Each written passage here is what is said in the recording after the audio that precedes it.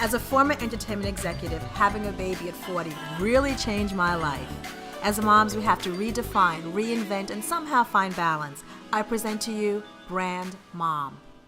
Well, Carrick Brunson, I'm so excited and so happy to be here. I'm such a fan of yours, first of all. And thank you. Thank you for coming also. We've been waiting for this moment, for It's Complicated, the birth of your new baby. Tonight was amazing. Thank you. The energy was on fire, the love, the support, the ambiance.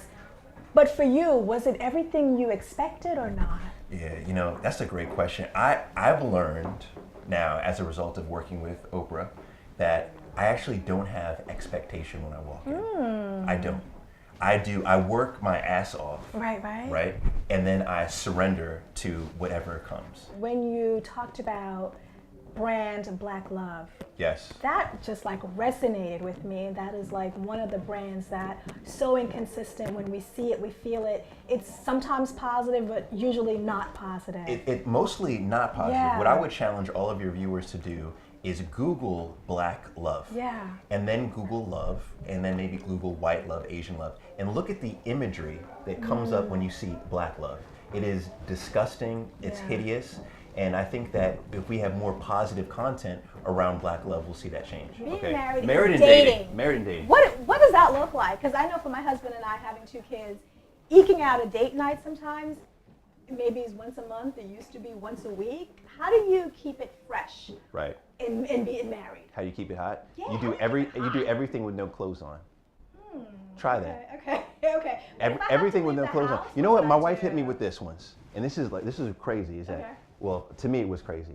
My wife one time, we played Boggle, and my wife says, "Why don't you take your clothes off?" I was like, "What? You want me to take my clothes?" Like she said, "Let's play Boggle with no clothes on." Like that's actually how you keep it hot and spicy. Remix it. So, and the whole thing is that if you want a fire to stay lit, you have to tend to the coals. You have to do things differently. But so anytime you're doing something new with a lover or just anyone, right? Dopamine levels go up, you bond.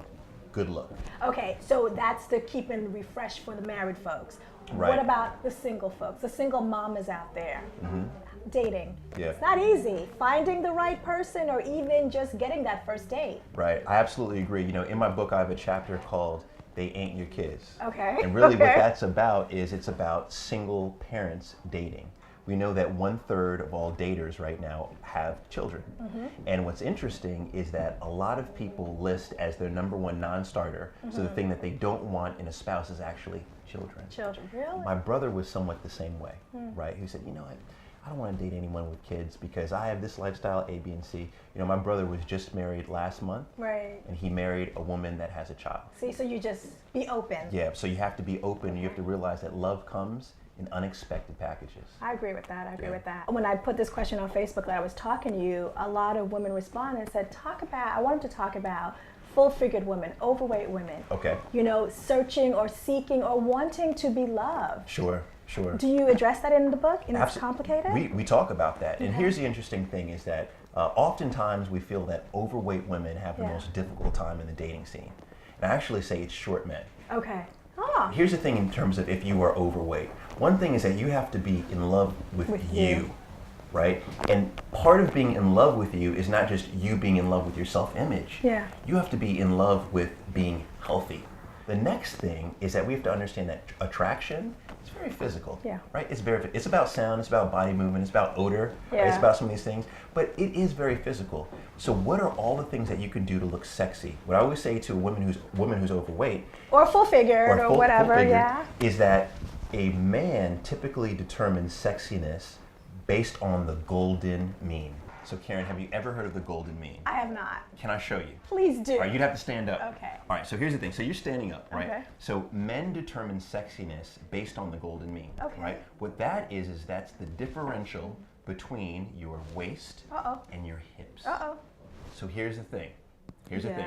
When a man determines sexiness, a lot of women think, oh, he's looking at my breasts, he's looking at my cleavage, he's looking at this. He's really looking like the cameraman shaking his head. Yes, right? Paul knows what he's talking about on this one, right?